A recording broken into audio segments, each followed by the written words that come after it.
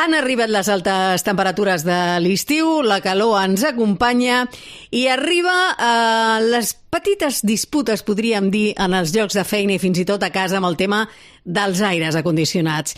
Quina és la temperatura idònia? On s'ha de posar l'aire? Quan? A quines hores? Bueno, un llarg de preguntes i de dubtes, i quan em venen al cap, també em ve al cap el nom del Raül Rodríguez, que és el director general de FEGICAT, que és la Federació de Gremis d'Instal·ladors de Catalunya, perquè em tregui d'alguns dubtes que tinc avui relacionats amb el tema de l'aire condicionat. Raül, què tal? Molt bon dia. Molt bon dia, Montse. Encantada de saludar-te. I és veritat, no? Quan arriben aquestes èpoques de l'any sempre hi ha les típiques guerrilles amb el tema dels aires acondicionats, sobretot en la temperatura que s'han de posar, no? Sí, totalment. De fet, la recomanació sempre és que les temperatures a l'estiu estiguin entre aproximadament els 25 graus. Sempre hem de tenir en compte que la diferència respecte a l'exterior no ha de ser superior a 12 graus i que per cada grau que nosaltres baixem s'incrementa el preu amb la nostra factura en torn al 8%. Per això són dades que s'han de tenir molt en compte. Déu-n'hi-do. Raül, comencem pel principi. Què hem de tenir en compte a l'hora d'instal·lar un aire condicionat? Ho dic perquè hi ha molta gent, hi ha molts espais on pots anar tu mateix a comprar-t'ho, fas un self, és allò de dir un Juan Palomo, yo me lo guiso, yo me lo como, però realment què s'ha de fer abans de comprar un aire condicionat? Prendre mesures del lloc on el volem posar? Què s'ha de fer? De fet, tota l'audiència ha de tenir molt clar que actualment hi ha una normativa a nivell estatal que controla qui instal·la aquests aparells d'aire condicionat, no? Per tant, si una persona compra un aparell d'aire condicionat en qualsevol lloc i no l'instal·la una empresa instal·ladora habilitada, el que farà la Generalitat serà enviar-li una sanció directament per un valor que pot arribar fins als 600 euros si no es demostra que aquesta instal·lació ha estat feta per una empresa instal·ladora habilitada. De fet, els comerços que venen aquests aparells d'aire condicionats estan inspeccionats per l'administració pública per conèixer quants aparells s'han vengut i a qui han vengut aquests aparells. Llavors, l'administració té dades de les persones que compren aquests aparells i si aquesta persona no ha justificat la instal·lació i no ha entregat aquest document al comerç, doncs pot estar sotmès a sancions de fins a 600 euros. A banda d'això, que és un tema molt rellevant i important, de fet, ja s'estan efectuant sancions a tot Espanya en aquest sentit, hem de tenir en compte que una instal·lació d'aquestes característiques està carregada amb gas fluorat, que és un gas potencialment contaminant i que, per tant, la manipulació d'aquest tipus de gas ha de ser realitzat per una empresa instal·ladora habilitada que tingui el carnet de manipulador de gasos fluorats. Per tant, el primer que hem de ser conscients és de que una correcta instal·lació, que no tingui problemes, perquè el seu rendiment sigui el més gran possible, perquè sigui el més eficient, ha de ser instal·lada per una empresa instal·ladora habilitada, autoritzada en aquest cas per la Generalitat de Catalunya. Com sempre diem nosaltres, els gremis d'instal·ladors estan plens d'empreses que són superprofessionals amb la instal·lació d'aquest tipus d'aparells. Perfecte, em sembla fantàstic. Un cop sabem això, sempre una persona autoritzada per fer-ho, ens dirigim a la botiga, ens demanaran mides, què és el que volem refrigerar, com és casa nostra, què ens preguntaran? Bueno, de fet, el més important és que abans de fer la compra d'aquest aparell, la persona que fa la compra estigui assessorada per un professional, perquè els aparells tenen diferents potències i en funció d'on s'ubiqui aquest aparell es necessitarà una potència més gran o més petita. I difícilment l'usuari final tindrà aquest coneixement perquè cal entendre quina és la configuració de l'habitatge. Si tenim un correcte aïllament, si no tenim un correcte aïllament, doncs en funció a on s'instal·la, si amb un menjador, per exemple, amb un saló, amb una habitació. Tot això són aspectes que s'han de tenir en compte a l'hora d'escollir l'aparell, perquè l'aparell estarà associat amb una potència determinada i amb unes condicions de generar més fred o més calor en funció de la instància. Per tant, difícilment això una persona sense coneixements podrà orientar-se correctament. En el cas de que finalment l'usuari decideixi comprar l'aparell pel seu compte, cosa que nosaltres no recomanem, doncs suposem que hauria d'estar assessorat per la persona que li ven aquest tipus d'aparell, encara que a vegades ja sabem com van aquestes coses i finalment doncs, la instal·lació realitzar-la doncs, amb una empresa instal·ladora autoritzada que tingui contacte a l'usuari final. No? Però nosaltres sempre recomanem que abans de fer la compra doncs, es parli primer amb una empresa instal·ladora autoritzada per poder dimensionar la instal·lació de forma correcta. A l'hora d'instal·lar un aire condicionat hem de demanar permís si vivim a una comunitat de veïns?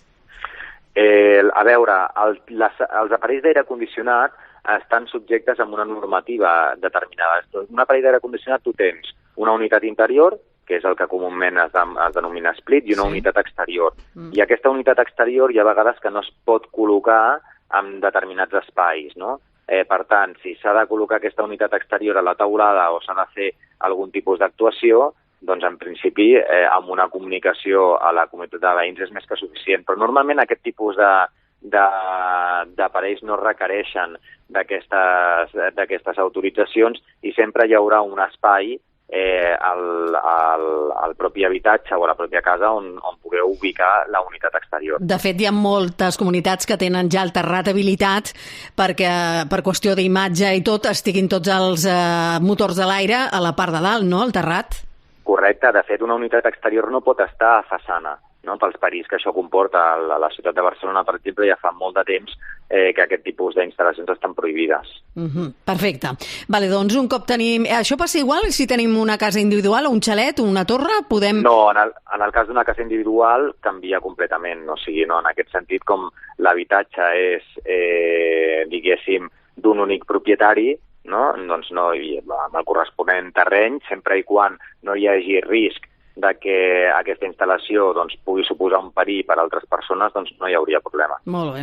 El tema de la contaminació, ja que estem amb el tema, òbviament, del planeta, de tots els gasos que s'emeten, etc., el canvi climàtic, tots els aparells d'aire condicionat són iguals, ho dic, perquè a l'hora de comprar n'hi ha alguns que són més ecos que d'altres?